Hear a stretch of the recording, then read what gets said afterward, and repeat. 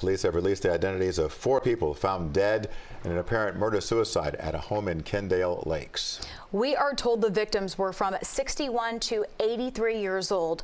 A woman who made the discovery yesterday says one person who died was in hospice care. CBS News Miami's Yvonne Taylor spoke with her about that shocking discovery.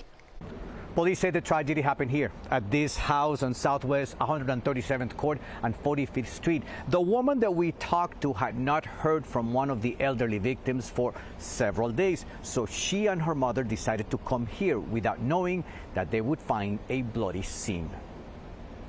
After waiting over an hour for the police to come, we went in.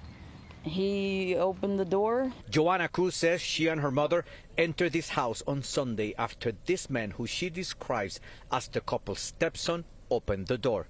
They never thought they would find a gory scene.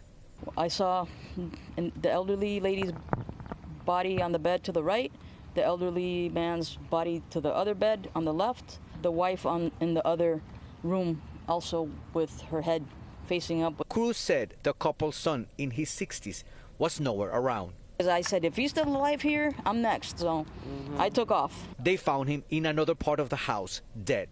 Police tell us they believe the son shot and killed his parents and wife before turning the gun on himself. It was also discovered that there was a firearm that was laid next to one of the deceased. According to Miami-Dade property records, the 3-bedroom, 2-bedroom house is owned by Mercedes Morato and Jesus Regueira. Neighbors said the 85-year-old lady was in hospice. They allege she had had a stroke and nurses would come frequently to care for her.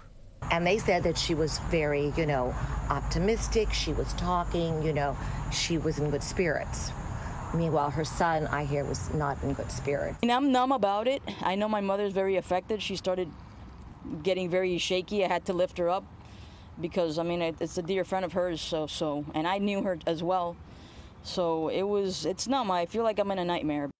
Joanna Cruz also said that based on the condition of the bodies, it seemed as though the crime had happened a few days ago.